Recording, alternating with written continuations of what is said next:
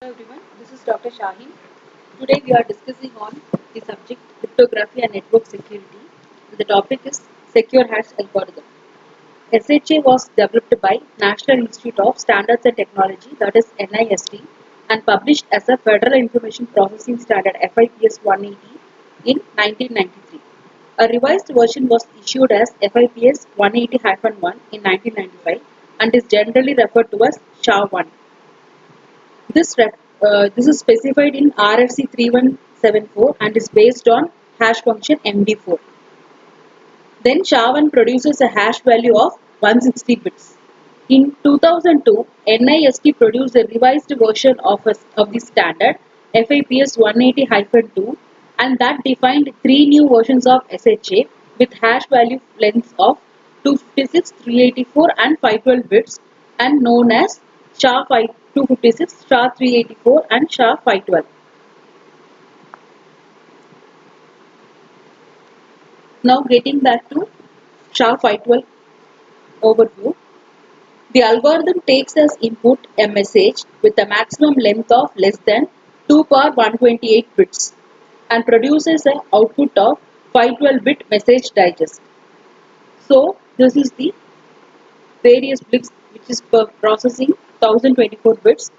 The input is processed in 1024 bit blocks here and it finally produces a message digest. The first step is append padding bits. The message is padded so that its length is congruent to 896 modulo 1024. Padding is always added. So this is the first step of appending bit and this is padding bits. If the message is already of desired length, still padding is always added. Thus the number of padding bits is in the range of 1 to 1024. The padding consists of a single 1 bit followed by necessary number of zeros. That is 0 bits. Next, append length. The next step is append length. Here, L is the length L. A block of 128 bits is appended to the message. This block is treated as an unsigned 128-bit integer, that is most significant byte first, and contains the length of the original message before padding. The outcome of these first two steps yields a message that is an integer multiple of 1024 bits in length. So each of this will produce 1024 bits and this is used as a sequence of M1, M2, that is each sequence is consist of 1024 bit blocks. So the total length of the expanded message is n by 1024 bits. M1 to Mn, so n by 1024 bits. Next, the third step is initialize hash buffer. A 512-bit buffer is used to hold intermediate and final results of the hash function. The buffer can be represented as 8 64-bit registers. That is A to H, A, B, C, D, E, F, G, H. So 8 registers. These registers are initialized to the following 64-bit integers.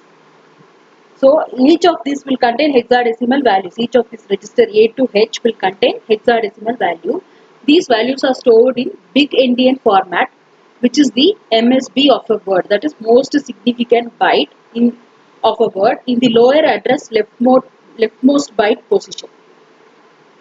These words were obtained by taking the first 64 bits of the fractional parts of the square root of the first 8 prime numbers. Then finally step 4, process message in 1024 bit, that is 128 word blocks. The main step, that is the heart of this algorithm, is a module that consists of 80 rounds. This round function is 80 steps. This module, each round takes as input a 512 bit buffer value, that is A, B, C, D, E, F, G, H, and update the contents of the buffer. At input to the first round, the buffer has the value of intermediate hash value Hi minus 1. Each round T makes use of 64-bit value, that is Wt, derived from the current 1024-bit block being processed, that is Mi, from Mi. For the first step it is M1. For the second step that will be M2. These values are derived using a message schedule, which is described subsequently.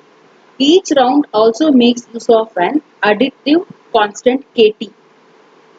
In addition to the WT, we have one more, that is KT, which varies from 0 to 79. So it indicates one of the 80 rounds. These words represent the first 64 bits of the fractional parts of the cube roots of the first 80 prime numbers.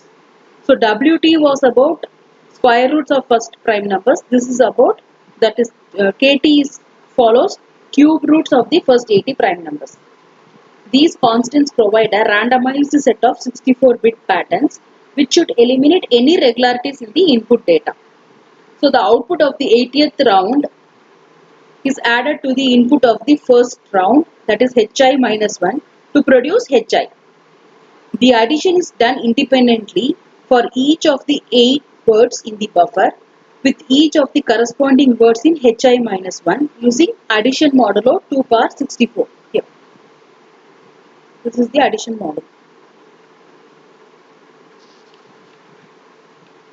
So the final output, fifth step, is the output of the algorithm. After all n 1024-bit blocks have been processed, the output from the nth stage, Hn, is the 512-bit message digest. So we can summarize this as H naught will be the initial value of the 8 buffer. Hi will be the sum of 64, that is Hi minus 1 comma either of the buffer. Then message digest MD is equal to final Hn step. Sum 64 is addition modulo 2 power 64, which is performed separately on each word of the pair of inputs. Now coming to the round function. Each round is defined by following values. I will describe T1, T2 and few functions, where T1 is equal to H plus, this is T1, T1 is equal to H plus CH of EFG plus summation of 1 to 512 e power 1 to 512, and T2 is equal to summation of 0 to 512 for A plus majority of ABC. So A equal to T1 plus T2. Here we do that addition. Now B is equal to A, C equal to B, D equal to C. Similarly, E is equal to D plus T1, D plus this previous value. Then F equal to E, G equal to F, H equal to G. So T is the step number. It varies from 0 to 79. CH is the conditional function of EFG. This conditional function. So here the conditional function can be described as E and F. E and F, that is logic and when function is applied here, and exclusive OR of not of E and G. So if E then F, else G, that is the functionality S here. Okay, this describes that if E, the value is F, otherwise the value is G. Coming to majority function of ABC, this is described as A and B, A exclusive OR of A and C, exclusive OR of B and C. So the function is true only of the majority, that is 2 or 3 of the arguments are true. So the majority value is taken. Next, coming to summation. Summation 0 to 512 of A means it is rotation function, that is rotate right of 28 of A, exclusive OR of rotate right of 34 of A plus rotate right of 39 of A. We are taking values from these steps. Similarly, summation of 1 to 512 of E means rotate, that is circular right shift. Rotate right means circular right shift rotation. And we know that it is 64-bit argument of x by n bits. Okay, it is 64-bit argument of x by n bits. So, this summation gives E of rotate circular right shift of 14, exclusive OR of circular right shift of 18, exclusive OR of circular right shift of 41 of E. Everything is of E. Next, WT. A 64-bit word derived from the current 512-bit input block, and KT, a 64-bit additive constant. And this plus is the addition modulo of 2 power 64. The first 16 values of WT are taken directly from the 16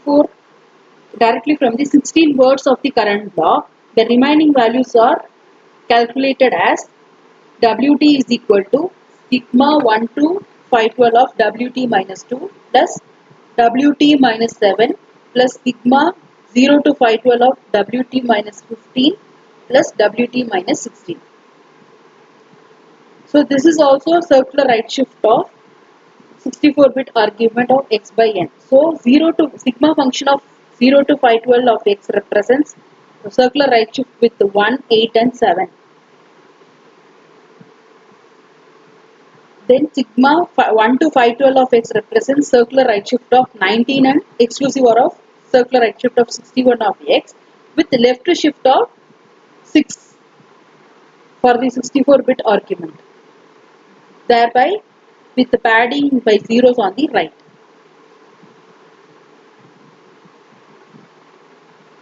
Thus, in the first 16 steps of the processing, the value of WT is equal to the corresponding word in the message block.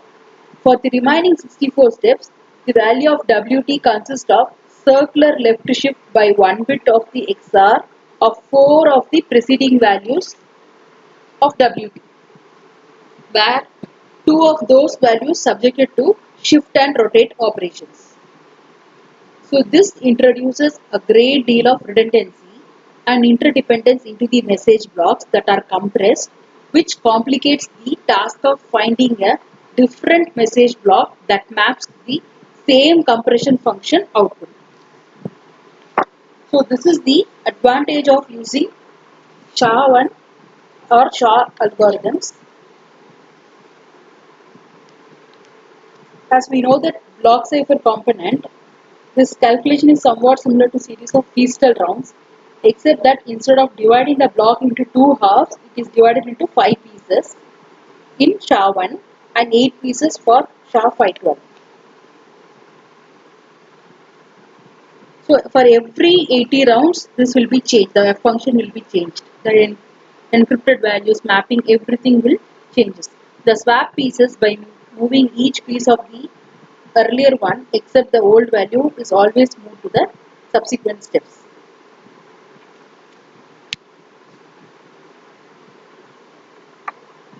So this is the overview of SHA-512.